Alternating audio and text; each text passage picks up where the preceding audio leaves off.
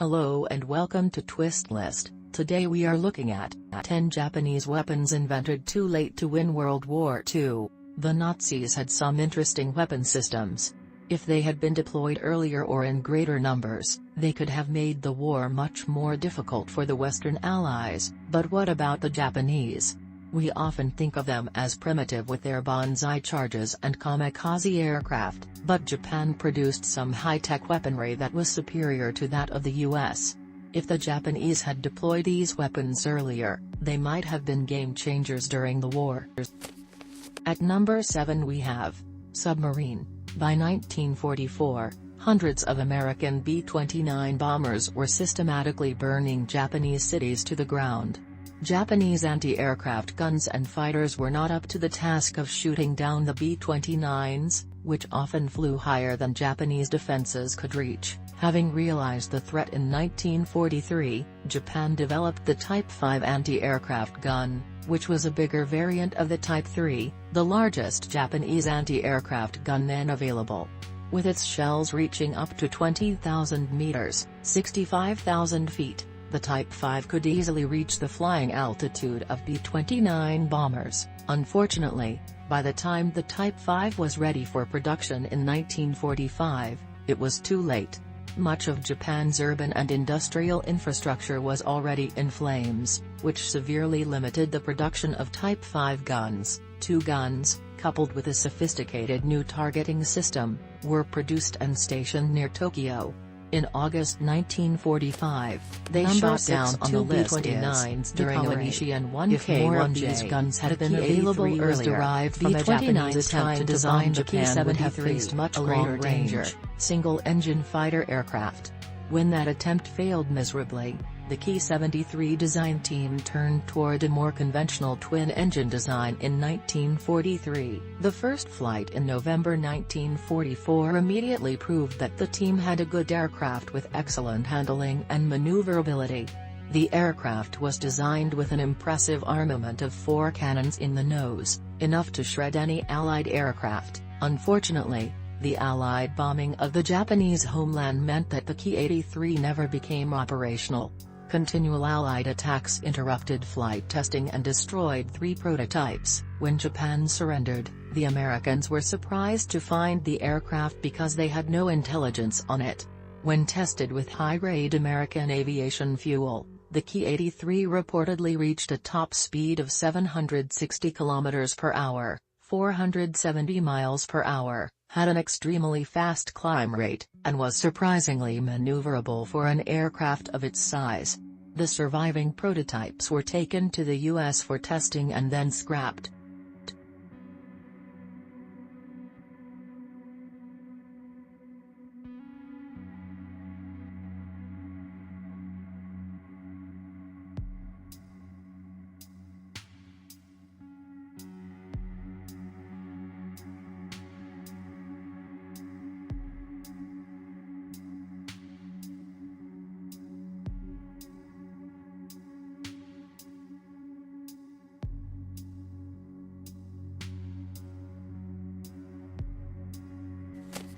The 5th spot on the list is occupied by the Type 5 15-cm anti-aircraft gun.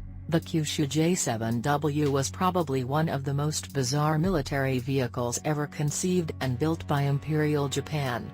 It was also the only canard-equipped aircraft ever accepted for mass production during World War II. The J-7W was originally designed as a jet-powered fighter, but the lack of suitable engines forced its conversion into a propeller aircraft. Smaller prototypes were flown in 1943 and showed a lot of promise. As a result, Japan began working on a full-scale prototype in 1944. In desperation, the Japanese ordered the aircraft into production before the full-scale prototype had been tested. They needed the fighter to defend against B-29 raids on the Japanese home islands. However, the Allied bombing of Japan caused critical delays in the production and delivery of parts for the J-7W. So the first prototype ended up flying a mere 6 days before the war ended. There were a variety of issues during the 45-minute test flight, including potentially damaging vibrations. Given time, none of these issues were insurmountable. But there was no time before the war ended. The first J-7W prototype ended up in the U.S. for flight testing, the Ki-83. But curiously, the success of the Messerschmitt American test pilots ever flew the world's first operational jet fighter, motivated the Japanese to try to build their own version of the aircraft. Inspired by glowing reports from Germany, the Japanese government directed the Nakajima Aircraft Company to begin development of a jet fighter, although the requirements were not as high as those of the Me-262. Japanese designers came up with an aircraft that looked like a smaller, straight-wing version of the Me-262. It was also more primitive, with the control flaps covered in fabric instead of metal. Unfortunately for the Japanese, a Nazi BMW 003 jet engine, which had been chosen to power the Kika, had been lost while being transported to Japan by submarine. The Japanese ended up having to build their own jet engine, the Ni-20, from photographs of the BMW 003. Impressively, they managed this feat in only 6 months. With the first prototype ready in August 1945, the Kika only made 2 test flights. The first was a success, but the second was a disaster. Rockets had been added to the aircraft to shorten takeoff distance, but they malfunctioned and caused the jet to crash into Tokyo Bay. By the time the jet was repaired, the war was over. Japanese heavy tank. The Japanese Navy had purpose to use the aircraft to destroy the American attacks, which would have been the waste of resources given the complexity of the aircraft's engine. Based on a lengthened chassis of the Type 4 tank, the Type 5 weighed in at 37 metric tons. It was armed with a 75 mm gun and protected by armor that was 75 mm thick. A 37 mm tank gun was mounted in the chassis for more firepower. The tank's engine was based on an aircraft engine and could propel the tank at speeds of 40 km per hour, 25 miles per hour. From 1943 to 1944, one prototype was produced without a main gun. The prototype was rather tall, which would have made it more visible to Allied tanks. Its overall combat effectiveness could only be estimated, but it was impressive on paper. However, the war ended before the prototype could be armed. It vanished into history with its fate unknown.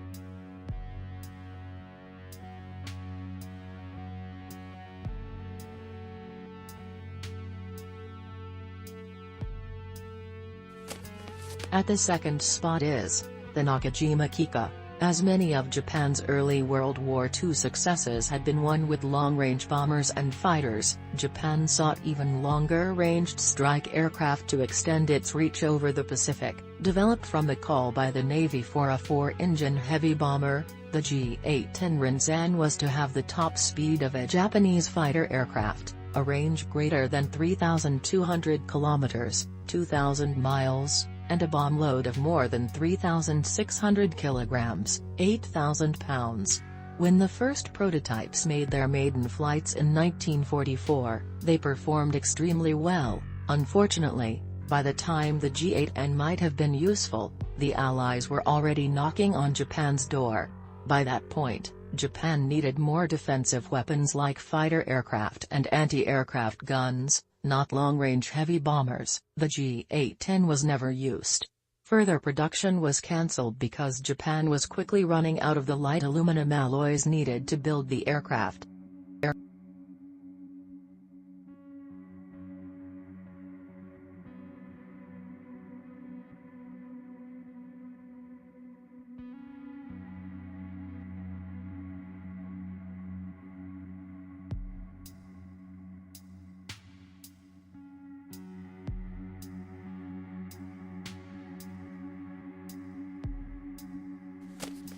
And finally, at number 1, the Type 5 Chiri.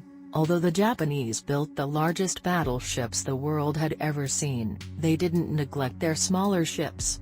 Laid down in 1941, the experimental Shimakaze-class destroyer was intended to be the first in a class of super destroyers. The Shimakaze was armed with 13 cm, 5-in, guns and 15 torpedo tubes. It had a top speed of 40 knots. This made the kamikaze one of the fastest and most heavily armed destroyers of World War II. To push the ship up to 40 knots, its experimental steam turbine generated a whopping 80,000 horsepower. It was also the first Japanese ship ever equipped with radar. Unfortunately for Japan, the ship was so complex that it was impossible to build under emergency wartime conditions. Only one kamikaze was ever constructed. If Japan had had a fleet of kamikazes at the outbreak of the war, the Allies might have had a much harder time pushing the Japanese. However, the kamikaze was only completed in 1943, by which time Japan was already being pushed back. The incredible offensive power of the ship was less useful than it would have been at the beginning of the war. The super destroyer was relegated to picket duty with its radar. It was later sunk by air attack, an ignominious end for such a unique warship.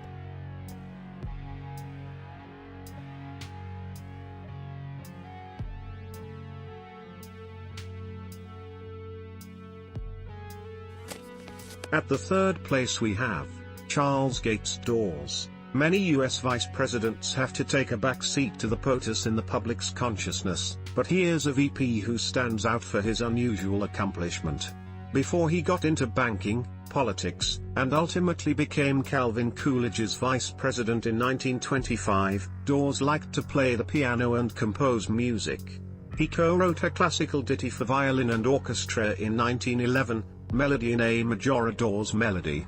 In 1951, songwriter Carl Sigman added lyrics and changed the name to It's All in the Game. Performed by Tommy Edwards in 1958, the song spent 6 weeks at #1 on the pop chart and has since been covered by Cliff Richard, Nat King Cole, Isaac Hayes, Barry Manilow, and other artists.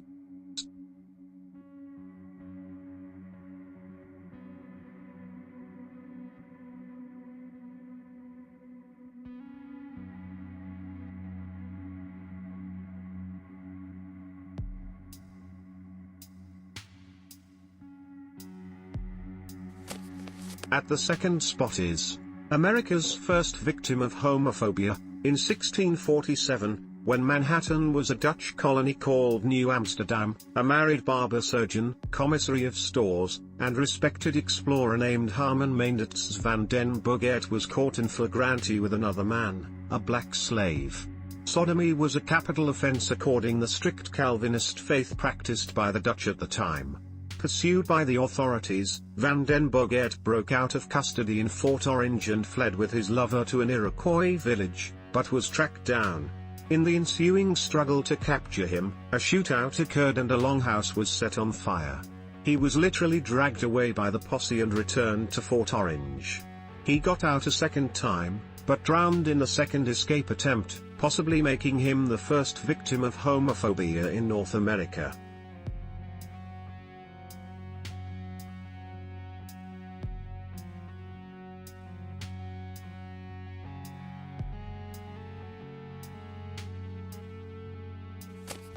And finally, at #1, Shays' Rebellion.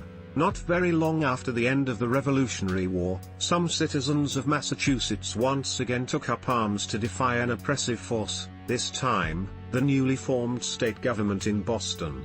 In 1786, because of a severe economic crisis, farmers in Massachusetts began losing their farms. Some were jailed for debt.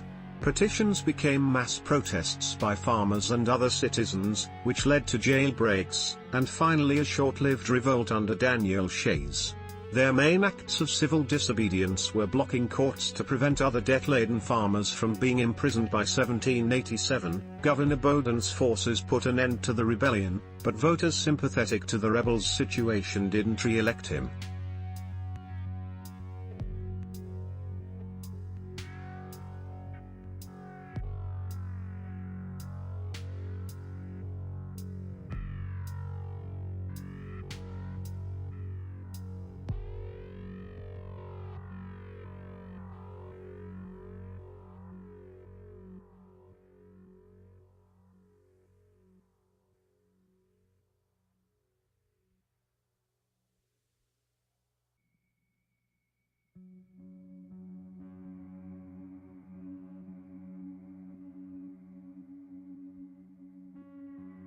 Thanks for watching.